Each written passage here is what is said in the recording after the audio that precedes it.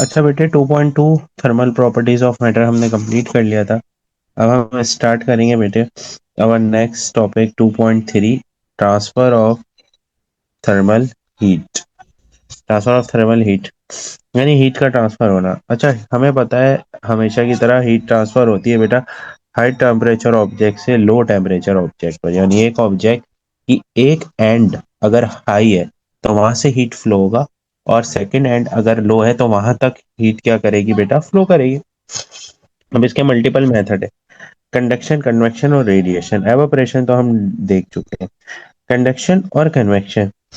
Radiation जो है बेटा, ये हमें ये इंफ्रारेड वेव्स हमने पढ़ी थी, और ये हमने पढ़ा था बेटा किसमें, ये हमने पढ़ा था इलेक्ट्रोमैग्नेटिक स्पेक्ट्रम में। ठीक है, उसमें हमने पढ़ा था ये स्पीड ऑफ लाइट से मूव करती हैं। ठीक है, 3 एक्सपोनेंट 8 मीटर पर सेकेंड इनकी स्पीड होती है, वैक्यूम में भी ट्रेवल कर जाती हैं, और मीडियम नहीं चाहिए होता इनको ट्रैवल करने के लिए। तो ये तो वाला गेम होगा। बट इसमें जो चीजें हैं हम स्टार्ट करेंगे कंडक्शन से, फिर जाएंगे कन्वेक्शन पे। कंडक्शन क्या है बेटा? कंडक्शन वो मेथड हीट ट्रांसफर होने का जिसमें हीट ट्रांसफर हो due to collision of molecule. Heat transfer हो due to collision of molecule, यानी मॉलिक्यूल्स की कोलिजन हो रही है और उस वजह से हीट क्या हो रही है बेटा, ट्रांसफर हो रही है। ठीक है, अब ये किस तरीके से हीट ट्रांसफर हो रही है, इसको हम इस तरीके से देखते हैं कि जैसे कि ये एक रॉड है।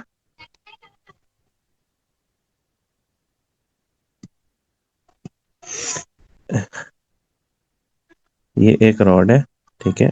अब इसको थोड़ी सी इसकी डेफिनेशन देखते थे। When one end of body is heated, एक एंड जब बॉडी की हीट होगी तो एटम इन देयर वाइब्रेट, तो इनके एटम वाइब्रेट होंगे और ये एक दूसरे से कोलाइड करेंगे और अपने नेबरिंग मॉलिक्यूल से कोलाइड करेंगे, और इसकी वजह से हीट एनर्जी ट्रांसफर होगी hot end to cold end. For example, अब हम इसमें कुछ चीजें बनाना शुरू करते हैं। अब ये जैसे एटम्स है, ठीक है, यहाँ पर मैंने दी हीट, ठीक है, यहाँ पे मैं सप्लाई कर रहा हूँ हीट।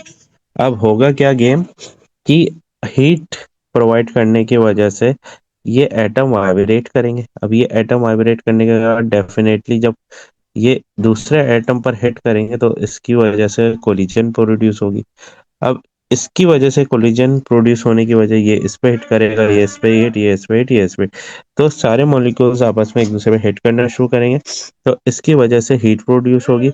और हीट कहाँ से कहाँ फ्लो करेगी, हॉट एंड। हॉट एंड वो एंड जहाँ पर हीट सप्लाई हो रही हो, ये हॉट एंड हो जाएगा, और यहाँ से हीट जाएगी बेटा हॉट से लेकर कोल्ड तक।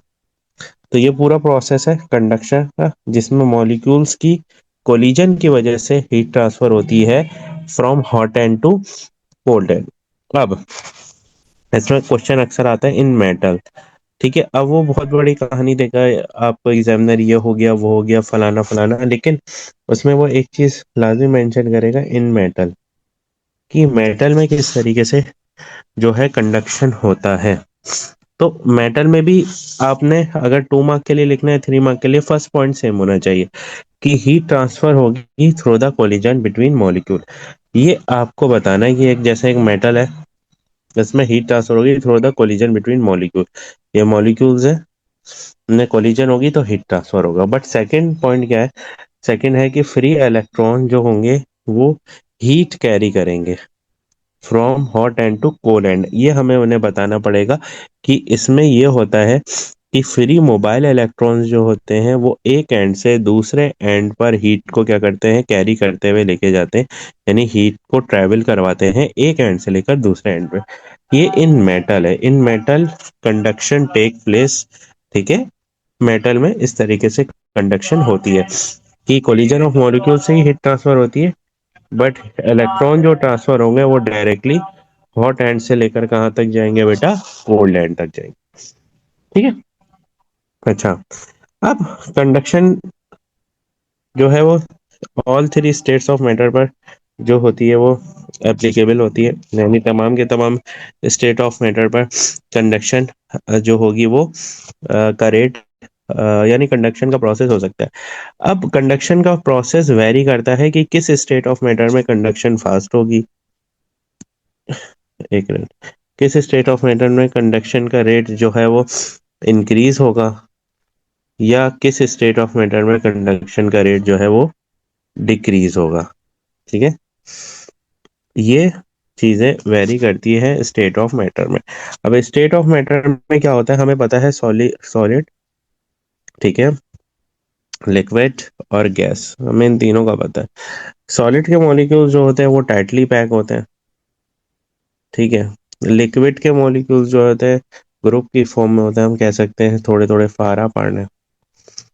और गैस के मॉलिक्यूल्स तो रैंडम मोशन में होते हैं, बहुत दूर दूर होते हैं, पता है ना आपको। अब इसमें क्या होता है बेटा, इसमें ये होता है, अब इसमें मॉलिक्यूल्स करीब करीब है, टाइटली पैक्ड है, तो कंडक्शन का रेट बहुत फास्ट होगा, यानी इंक्रीज हुआ होगा, क्योंकि मॉलिक्यूल करीब करीब है तो जल्दी जल्दी टकराएंगे, और जल्दी जल्दी टकराएंगे तो हीट भी जल्दी जल्दी वो ट्रांसफर करेंगे। और अगर आप सॉलिड टू गैस ट्रेवल करें तो गैस में कंडक्शन का रेट डिक्रीज हो जाएगा। क्यों डिक्रीज होगा कंडक्शन का रेट गैस में, क्योंकि मॉलिक्यूल्स दूर दूर है, रैंडम मोशन, तो उसे उस टाइम लगेगा यहाँ से आने में इधर पे टकराने में। तो कंडक्शन का रेट, अगर मैं सॉलिड टू गैस की बात करूं, इनकी डिक्रीज होता है, क्योंकि सॉलिड में सबसे फास्ट है और गैस में आते थे सबसे कम। और गैस टू सॉलिड की बात करूं, वो इंक्रीज होगा, क्योंकि गैस में सबसे कम होता है, और उसके बाद सॉलिड में जाके क्या हो जाता है, सबसे फास्ट हो जाता है, यानी इंक्रीज हो जाता है। ठीक है, अच्छा। Conduction decreases as collision of molecule decreases, बिल्कुल। कोलिजन ऑफ मॉलिक्यूल डिक्रीजेज यानी गैस में कोलिजन ऑफ मॉलिक्यूल डिक्रीज होते हैं, तो वहां पर कंडक्शन का रेट भी क्या हो जाता है, डिक्रीज हो जाता है। अच्छा, फैक्टर अफेक्टिंग हीट ट्रांसफर, वो फैक्टर जो कि हीट ट्रांसफर में अफेक्ट करते हैं, उनमें सबसे पहले है क्रॉस सेक्शनल एरिया। तो जितना बड़ा क्रॉस सेक्शनल एरिया होगा, रेट ऑफ हीट ट्रांसफर इतनी ही क्या होगी बेटा, फास्ट होगी। रेट ऑफ हीट ट्रांसफर इतनी ही क्या होगी बेटा, फास्ट होगी, जितना ज्यादा एरिया होगा। यानी जब ज्यादा बड़ा एरिया तो ज्यादा मॉलिक्यूल तो ज्यादा कोलिजन होगी, ठीक है, और उसकी वजह से हीट ट्रांसफर भी क्या हो रही होगी बेटा, ज्यादा। ठीक है, और टेम्परेचर, टेम्परेचर जो होता है बेटा, तो टेम्परेचर जो है वो डायरेक्टली प्रोपोर्शनल है रेट ऑफ हीट ट्रांसफर के। ठीक है, यानी जितना ज़्यादा टेम्परेचर हम इंक्रीज करवाएंगे, जितना ज़्यादा हम टेम्परेचर इंक्रीज करवाएंगे, जाहिर सी बात है मॉलिक्यूल्स में कोलिजन इतनी ही इंक्रीज होगी। जब मॉलिक्यूल्स में कोलिजन इतनी ही इंक्रीज होगी तो हीट ट्रांसफर होगी, और हीट ट्रांसफर हमेशा क्या होगी बेटा, hot body to cold body. सही है। अच्छा, अब हमारे पास type of material, type of material जैसे ये एक एक्सपेरिमेंट है, इस एक्सपेरिमेंट में हमने बर्नर लगाया और यहाँ पर हीट सप्लाई करी, और उस हीट के यानी उस बर्नर के एंड से हमने 1 2 3 4 इन 4 रॉड्स को जो है वो अटैच कर लिया। एक कॉपर रॉड है, एक आयरन रॉड है, एक एल्युमिनियम रॉड है, एक पैराफिन रॉड है। अब हीट, और इन सब में हमने क्या करा बेटा, मैच स्टिक लगा दी। अब हम हीट प्रोवाइड कर रहे हैं, जो मैच स्टिक सबसे रन लो, सबसे जल्दी फास्टली लो होगी, तो इसका मतलब उस मेटल में रेट ऑफ हीट ट्रांसफर क्या है बेटा, ज्यादा है उस मेटल में। ठीक है, उस मेटल में रेट ऑफ हीट ट्रांसफर क्या है बेटा, ज्यादा है। बट इस एक्सपेरिमेंट के लिए हमें कुछ कंडीशन रखनी पड़ती है। कुछ कंडीशन रखने से मुराद ये है कि कुछ चीजें कांस्टेंट रहेंगी, जैसे जो हम हीट प्रोवाइड कर रहे हैं ये सारे रॉड्स में इक्वली जानी चाहिए। ठीक है, सारे रॉड्स की लेंथ इक्वल होनी चाहिए एक दूसरे के। ठीक है, इसी तरीके से ये वैक्स जो है सबका सेम होना चाहिए। ठीक है, और अगर हम बात करें क्रॉस सेक्शनल एरिया सेम होना चाहिए, वेट जो है वो सेम अमाउंट का लगा हुआ हो। ठीक है, तो ये सारी की सारी चीजें हैं जो कि हीट ट्रांसफर करवाने में क्या करती हैं बेटा, एक जिसे बोलते हैं एक मेन रोल प्ले करती है। तो यहाँ तक कंडक्शन का टॉपिक हो गया। आपको कोई इश्यू है इस पूरे कंडक्शन में तो मुझे बताइए। अच्छा देखें, अब हम सेकंड मेथड पढ़ रहे हैं, rate of heat transfer, method of heat transfer का कन्वेक्शन। ठीक है। अब कंडक्शन और कन्वेक्शन में मेन फर्क है। कन्वेक्शन डिपेंड करेगा, कंडक्शन में क्या क्या पढ़ा था हमने, एटम्स वाइब्रेट करेंगे और एक दूसरे से कोलिजन होगी, और कोलिजन की वजह से हीट ट्रांसफर होगी from hot end to cold end. इसमें क्या होता है, इसके लिए आपको डेंसिटी का कॉन्सेप्ट पक्का होना जरूरी है। ठीक है। पहले मैं इसमें डेंसिटी समझाता हूँ, फिर आपको पूरा कॉन्सेप्ट क्लियर हो जाएगा। मतलब डेंसिटी रिवाइज कर लेते हैं हमने वैसे। डेंसिटी डेंसिटी क्या होती है बेटा, मैस पर यूनिट वॉल्यूम। और अगर मैं मैस वॉल्यूम इंक्रीज करता हूँ तो डेंसिटी डेफिनेटली डिक्रीज होगी, और अगर मैं वॉल्यूम डिक्रीज करूंगा तो डेंसिटी डेफिनेटली इंक्रीज होगी, इनवर्स रिलेशन। तो अगर किसी भी ऑब्जेक्ट की डेंसिटी ग्रेटर हो जाए, क्योंकि उसके एटमॉस्फेयर की डेंसिटी से, तो ऑब्जेक्ट जो होता है वो हमें पता था फॉल कर जाता है, ठीक है, या सिंक कर जाता है। ठीक है। और अगर किसी भी ऑब्जेक्ट की डेंसिटी लेसर हो जाए किसके, एटमॉस्फेयर की डेंसिटी से, तो ऑब्जेक्ट जो है वो क्या कर जाता है बेटा, वो राइज कर जाता है या फ्लोट करता है, ऊपर ही रहता है। ठीक है। ये दो कॉन्सेप्ट जहन में रखिएगा डेंसिटी के। अच्छा, डेंसिटी में बेटा हीट ट्रांसफर होती है, ठीक है, जिसमें मूवमेंट होती है बेटा पार्टिकल्स की। ठीक है। पार्टिकल्स की क्या होती है बेटा, मूवमेंट, यानी पार्टिकल्स ग्रुप की फॉर्म में एक हॉट एंड से कोल्ड एंड पर जाते हैं। बट इसमें डेंसिटी का कॉन्सेप्ट बहुत मेन रोल प्ले करेगा। जैसे अब इसको समझते हैं, जिस चीज को हमने जिक्र करा। अब जैसे मैं नीचे से अगर हीट की सप्लाई दे रहा हूँ यहाँ, ठीक है, नीचे से अगर मैं हीट की सप्लाई दे रहा हूँ यहाँ पर आपको ना, और जब मैं हीट की सप्लाई दी तो समझ जाए इसमें दो एंड्स बन जाएंगे। एक जहां पर हीट डायरेक्टली आ रही होगी वो हो जाएगा हॉट एंड, और यहाँ पे हो जाएगा बेटा कोल्ड एंड। बट यहाँ पे हॉट और कोल्ड का मामला नहीं होगा। अब जहां पर हीट आएगी तो बेटा इसका वॉल्यूम हो जाएगा एक्सपेंड। अब फॉर एग्जांपल इस जगह का वॉल्यूम क्या हो गया बेटा, एक्सपेंड हो गया, क्योंकि अब हमें पता है अगर हम किसी भी ऑब्जेक्ट में हीट दें तो उसका वॉल्यूम एक्सपेंड हो जाता है, तो इसका वॉल्यूम हो जाएगा एक्सपेंड। अब इसका वॉल्यूम अगर एक्सपेंड होगा तो हमने पढ़ा था, यानी वॉल्यूम इंक्रीज होता है तो डेंसिटी क्या हो जाएगी बेटा, डिक्रीज। तो यहाँ की डेंसिटी हो जाएगी डिक्रीज। ठीक है। अब इस पूरे ग्रुप ऑफ पार्टिकल्स की डेंसिटी क्या हो जाएगी, डिक्रीज। अब जब इनकी डेंसिटी डिक्रीज हो जाएगी तो ये तो कोल्ड है, तो definite with respect to bottom वाले ये कोल्ड हो गए, तो इनकी डेंसिटी हो जाएगी बेटा इंक्रीज। तो बेटा अगर इनकी डेंसिटी इंक्रीज हुई तो ये फॉल कर जाएंगे नीचे, और इनकी डेंसिटी बेटा डिक्रीज हुई तो ये ऊपर क्या कर जाएंगे बेटा, राइज कर जाएंगे। तो इसमें डेंसिटी का ऐसा रोल है, यानी जिस जिस पार्टिकल्स की, ग्रुप ऑफ पार्टिकल की डेंसिटी जो है वो, दिस पार्टिकल जिस ग्रुप ऑफ पार्टिकल की डेंसिटी डिक्रीज हो जाएगी वो पार्टिकल क्या कर जाएगा बेटा, ऊपर फ्लो कर जाएगा। और जिस ग्रुप ऑफ पार्टिकल की डेंसिटी इंक्रीज होगी वो नीचे का कर जाएगा, फॉल कर जाएगा। इस तरीके से पूरा कंडक्शन का प्रोसेस चलता रहता है।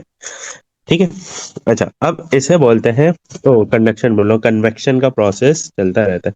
अब ये कन्वेक्शन करंट के नाम से भी आता है कि कन्वेक्शन करंट क्या है, ये वो, तो वो यही चीज है। ठीक है। Liquid at bottom gains heat, यहाँ पे लिक्विड बॉटम पे हीट गेन कर रहे हैं, इसकी वजह से वो एक्सपेंड होते हैं और लेस डेंस हो जाते हैं, जिसकी वजह से वो राइज कर जाते हैं। ठीक है। जो कूलर होता है बेटा ऊपर, वो ये वाले यहाँ वाले जितने भी हैं, ठीक है, वो मोर डेंस हो जाएंगे, ठीक है, और वो सिंक कर जाएंगे। इसकी वजह से पूरा कन्वेक्शन का प्रोसेस जो होता है बेटा वो चल रहा होता है। ठीक है।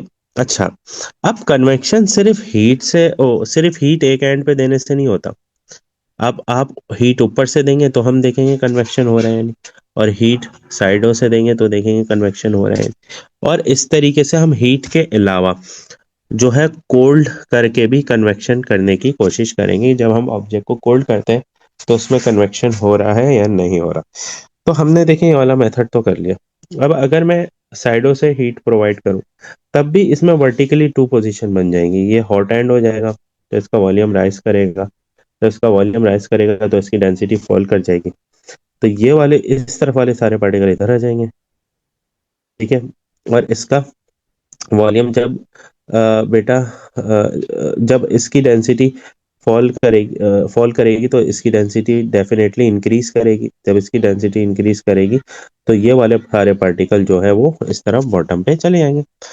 ठीक है। तो साइडों से भी हमने देखा कन्वेक्शन हो सकता है बाय सप्लाइंग द हीट, और बॉटम से भी। बट अगर हम मैं टॉप से कन्वेक्शन का प्रोसेस करने की कोशिश करूं, क्या करूं बेटा, टॉप से कन्वेक्शन का प्रोसेस करने की कोशिश, एक मिनट इसको थोड़ा सही समझ।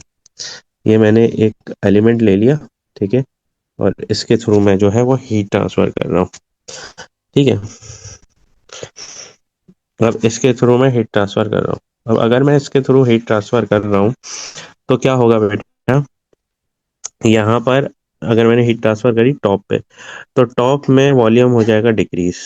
जब वॉल्यूम हो जाएगा डिक्रीज तो टॉप की डेंसिटी हो जाएगी इंक्रीज। जब टॉप की डेंसिटी इंक्रीज हो जाएगी तो जिसकी डेंसिटी इंक्रीज होती है वो वाले सारे पार्टिकल जो होते हैं वो तो राइज ही हुए हुए होते हैं। तो यहाँ पर क्या होगा, जब टॉप से हिट देंगे तो ऊपर वाले पार्टिकल सारे राइज ही हुए होंगे और नीचे वाले सारे पार्टिकल फॉल ही हुए होंगे, जिसकी वजह से इस प्रोसेस में कन्वेक्शन नहीं हो पाएगा अगर हम ऊपर से टॉप से हीट प्रोवाइड करें। ठीक है। इसी तरीके से अगर मैं कन्वेक्शन की बात करूं तो कन्वेक्शन जो है वो कोल्ड मेथड के थ्रू भी हो सकता है अगर मैं आइस क्यूब को यूज करूं। तो दो प्रोसेस है मेरे पास। एक प्रोसेस में आइस क्यूब को क्रश करा, ठीक है, लिख देता हूँ यहाँ पे।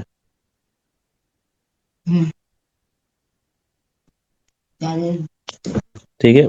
एक प्रोसेस में अगर मैं आइस क्यूब को क्रश करके डाल दिए और एक में मैंने आइस क्यूब रखा तो आइस क्यूब वाटर के ऊपर क्या कर रहे थे, फ्लोट कर रहे थे। ये कोल्ड ड्रिंक वाला गेम है।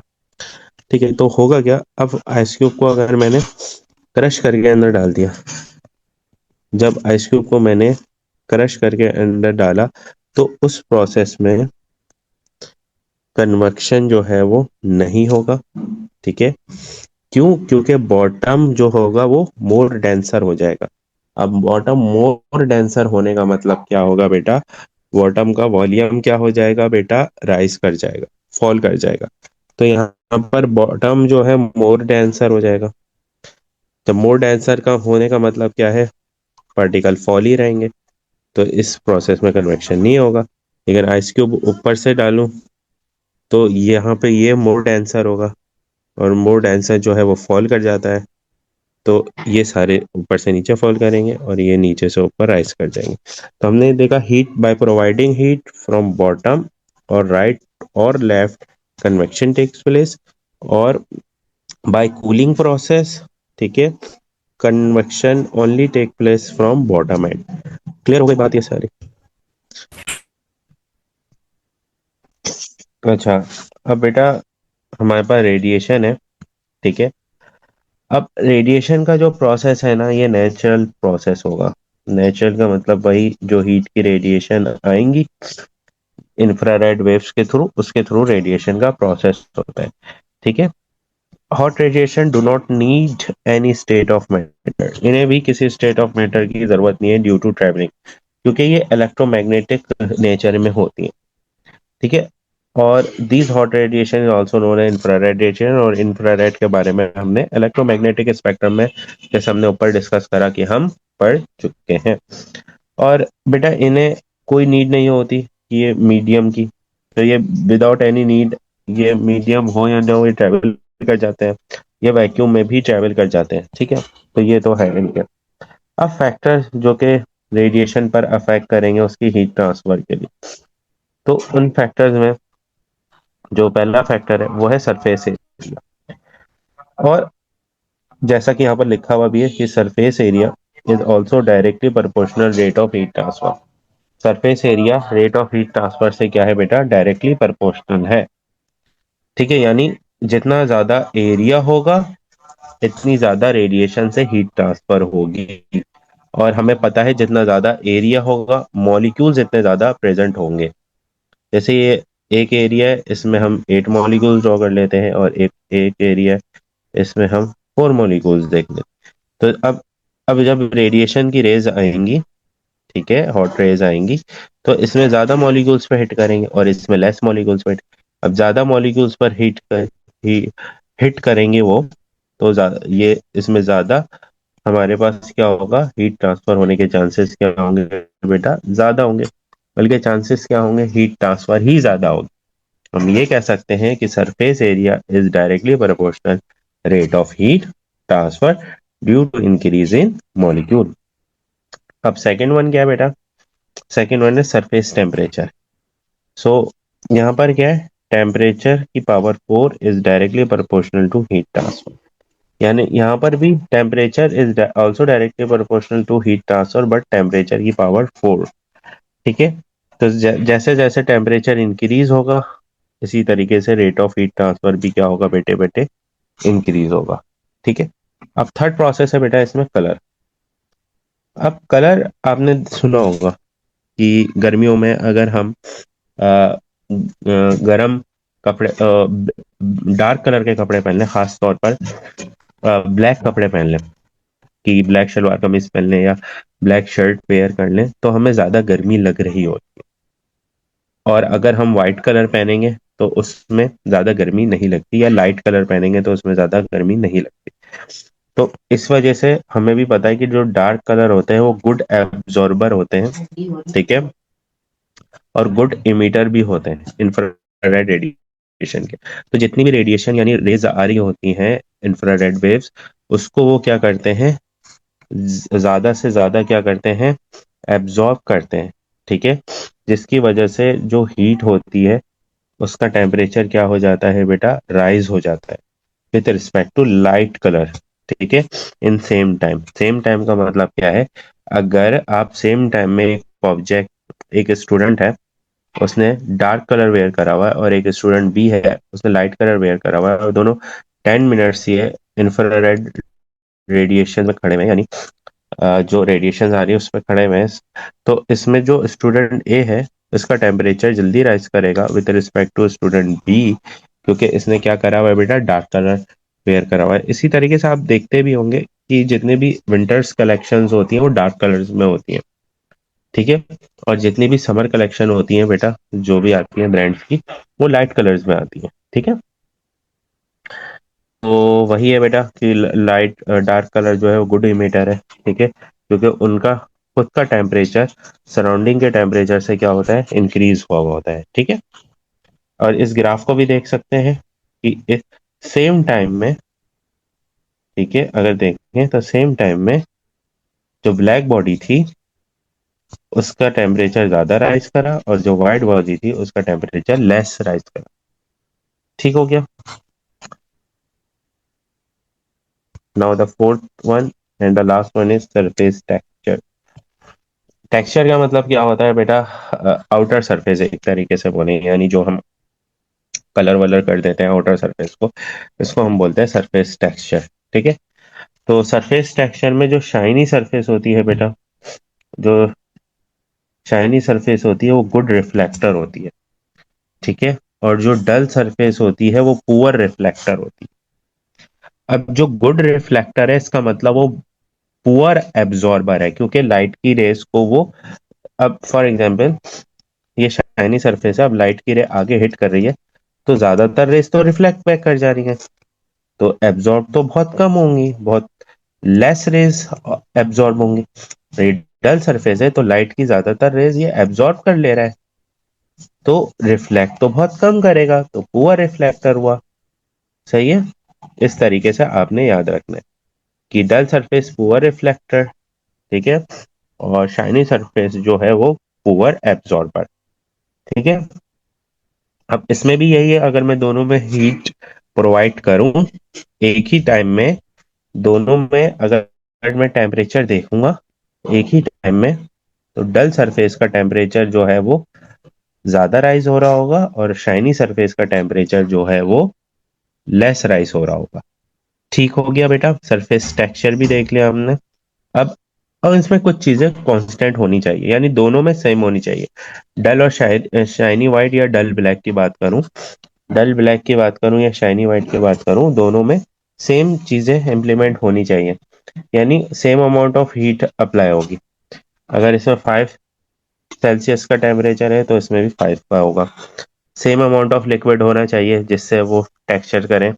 ठीक है, टाइप ऑफ लिक्विड सेम होना चाहिए, ऐसा नहीं होना चाहिए कि एक में कोई और लिक्विड यूज हुआ हुआ है, एक में कोई और लिक्विड यूज हुआ। कंटेनर का मटेरियल सेम होना चाहिए, कंटेनर का साइज सेम होना चाहिए, कंटेनर का कलर भी सेम होना चाहिए।